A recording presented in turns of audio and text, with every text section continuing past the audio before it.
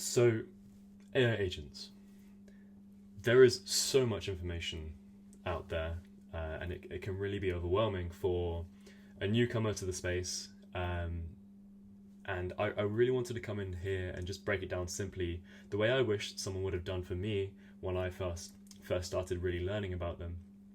I would say I'm fairly new to the space. It's a fairly new space, so people haven't had too long to get up to speed, and there is definitely a gap of learning that people now need to jump and to really bring themselves onto the playing field. It's truly wild how quickly AI agents have gone from interesting research to your company needs this yesterday. And I've been spending a long time in researching these systems and building them, implementing them for people, and really watching that growth. And it's been really cool to see that feedback in such a cool space too. So I hope you find this informative. I found it pretty confusing, as I said, to get started, and I hope by the end of this you'll have a rough idea of what these agents are capable of and how you could start building them and make your life easier and ultimately start reaping the rewards of those implementations.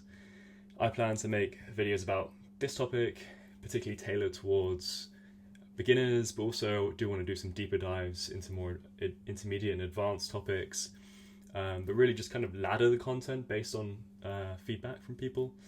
So yeah, if you want to dive into the agent space or just AI automations in general, definitely tune into future videos. But with that being said, so the real state of AI agents, like where are we in the cycle of agents now? The new agents have been around for a long time. Agentic frameworks have been around for a long time, but their applications as we see them today have only really been made possible by the general capability of language models in their current state. Now, the first main, big iteration of an LLM released to general public for access was ChatGPT. This is back in November 2022, which feels like an age ago. And this graph above depicts how far, at least the hype has come in such a relatively short amount of time. Naturally there is some substance to the hype, but also I'd say there's a lot of spectacle, lots of misinformation about what these things are capable of, why they're dangerous, but also where they can be applied to in useful settings.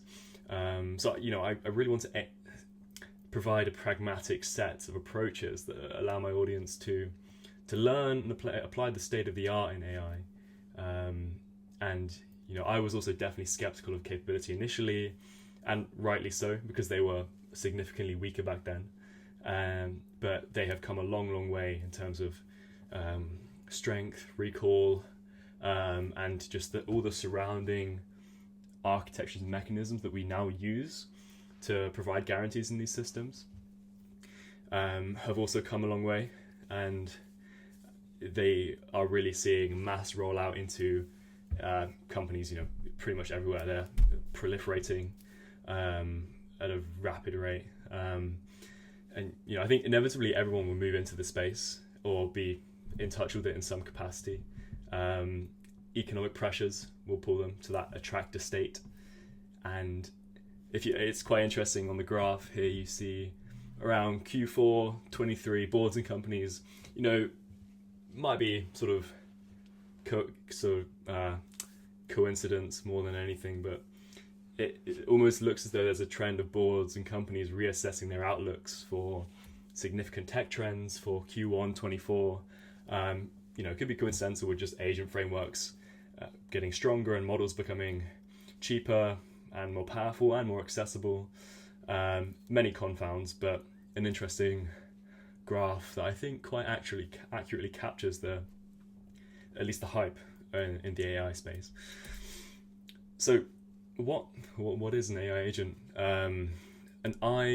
Many terms, many definitions for an agent, but in the more modern understanding, we generally mean like a knowledge worker who has pretty perfect recall or memory within their architecture, so they can pull in information from many different sources, historical chats with you,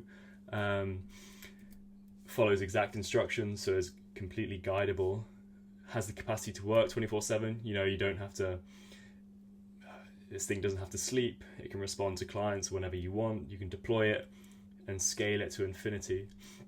Costs a fraction of what you would pay a human to do that same kind of work. And more, like you can process multiple data streams simultaneously, automatically manage race conditions, integrate with your existing tools seamlessly. These agents can literally monitor their own performance, handling edge cases, updating knowledge bases, and can scale at the click of a button. So you can spawn a second one like that at the drop of a hat. As long as you have a touch more compute or resources, you're pretty much good to go. And there was a really great example.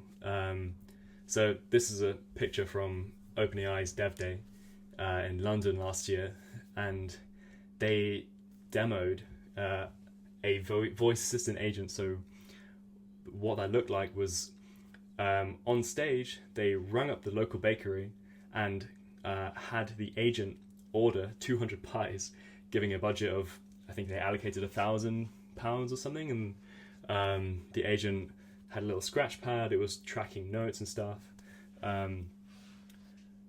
Actually went and called the bakery, and then there was some level of scripting in a way of like they needed to prep 200 pies, but these pies just rolled onto the door, and that whole experience was so, like, I think at that moment that it really made this graph come to life, or this illustration. And this is from a company called Parloa.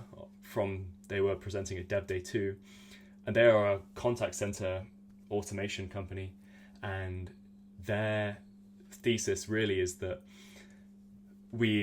previously call centers have been entirely human employees, and that percentage is decreasing, and we're in this kind of transitionary phase at the moment where some people are being phased out, some people are still in, but they want to move to an AI first consultancy AI first call center. So the way that would look is maybe you have 2 human oversight managers for every 300 autonomous agents, and it is just massively changing the workspace for many different industries. And there's this undercurrent of change that I really want to try and educate people on, because there's a lot of misinformation. It doesn't get represented, I think, as accurate as it could be in the media. But yeah, let's get back into the deep dive. So agents, well, how do they work? At their core, they are a large language model powered architecture. A large language model, or LLM, is it's an AI model that all it does is essentially predicts the next word in a sequence of words. So if you give it a word, it will give you the most likely next word, and it does that, but at an incredible accuracy over really long context. So you can kind of give these agents tools and abilities and data points to interact with, and ask it to select what actions it wants to take given a series of so you can situate an agent on a computer and say, okay, you've been given a calculator tool, you've been given a Google. Also, I like this diagram because it says Goggle. It's also AI generated. I just include that anyway. But yeah, you can give these agents like calendars, web search, email functionality, and ask it to choose actions and fire off tool calls and autonomously get feedback on those tool calls and pull those into context too. And this makes more sense with a diagram, I admit. But all you need to think of it as is next word predicting of the best fitting action for some given situation. some given situation of changing context. So this is a little bit more of a detailed diagram. You have your task input here flowing through, hitting your LLM, and your LLM has access to two things, a memory system and a tool set in a really sort of simple, sort of reduced fashion here. And this memory system might be twofold, so it could be short term, so say all the messages in your context window, and also long term memory solutions exist. And for those, one of the good solutions and go-tos are vector databases for that, so we can perform a semantic search there, pull in relevant memories, and throw those back into the context, depending on the user query. And then, as we just touched on toolset here, this may be things like a calendar, a set of documents, many different things. Point is, anything really you can interface with through an API in the computer, you can expose as a tool to the LLM, and then the LLM can, after cycles of iteration here, can obviously they outputs an action, and then there's a feedback cycle here that you can code up, but this is just for explanatory purposes the most simple diagram I could really think of. Why should you care? Like, I think there's people throw around the term and people just hear AI agents, AI, and it is, and was for me for the longest time, just an all-encompassing term that didn't really make much sense left or right. But if you care about the future of any business that you're related to, I do think it's something you really need to think about. So just from a pure efficiency and cost savings point of view, obviously you will save tons of time and money. Employing an AI agent is similar leverage to hiring an employee, but without the cost of salaries, benefits and training, which is something I'm also writing a book about, how quickly, for example, you can bring an agent up to speed with a project versus a human. The traditional sort of anthropic approach is you have a half an hour call, chat, and sometimes that info communication is still lossy. Scalability. You can spin up 50 of these things if you want to, blow up your friend's Twitter or X account. Don't do that. Adaptability. These are not as rigid as rule-based automations. Agents are, you can think of them as the marriage between generality and well-defined procedures. And they can also learn patterns over time too, so they can really learn you and learn your behavior and how to best respond to meet your needs or your client's needs or whoever you apply them to. And you can build them really quite easily these days as well. And yes, decision-making ability. They are often, honestly, stronger decision makers when sufficiently prompted with the appropriate context. And yeah, so easy to build. Like, deploying these things you can do so in a matter of minutes, and you can interact with these agents. There are many different ways you can obviously go from the ground up and host these things yourselves. There are halfway platforms that do a lot of that work for you. But we'll be diving into a lot of that stuff in future videos here. And they're also just the future. Like, overall, it is one of the most exciting spaces. These agent frameworks and the underlying LLMs are constantly improving. And in the future, and we're already seeing this manifest today, large businesses will rotate and be forced to rotate out human knowledge workers to some degree, automating entire teams with agents, like in that earlier example, the sales agents. And with projects I'm personally working on, I'm finding it increasingly harder to justify bringing other people on board, because it purely economic forces are saying so, and bluntly, they're a lot easier to work with sometimes. So like where do agents slot into agency automation at the moment? And this question can be answered in many different ways, because you might talk to one AI enthusiast and they'll say absolutely everything. Someone might not be as confident and say, they can't really be confidently applied to anything. I think currently the truth is somewhere in between. They can be applied to lots of things, but need to be applied in a guided fashion, and you can't completely hands off. I think these systems still do need to operate with a human in the loop for the time being, but you can see these at the moment. They're already being applied to things like marketing, so like cold outreach, lead generation, stuff that you don't want to do as an agency founder or a product manager, and you can like scrape leads, qualify leads, you can follow up.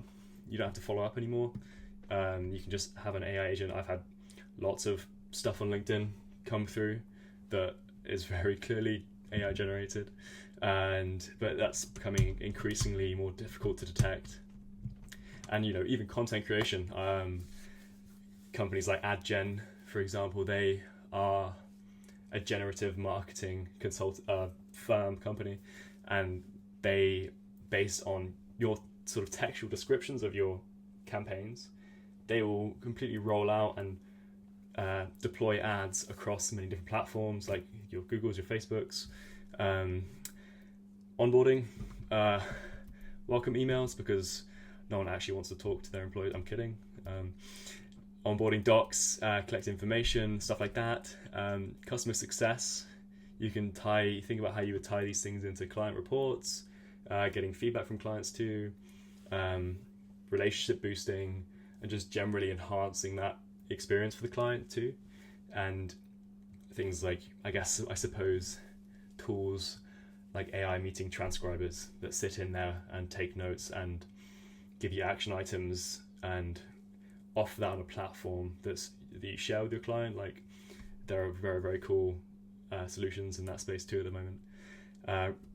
PM stuff, meeting scheduling, knowledge management, uploading documents, updating databases. There's a lot, and we will see where this can be applied in future videos, and it'll be a culmination of all of these in the end. But I really want to build out a suite of really cool tools that we can call upon and automate a lot of those processes that at the moment you don't really need to do yourself. And as long as you have that human in the loop step, I think we can really offload a lot of the work that we would normally be doing and focus on the higher issues with just work and creative work in general.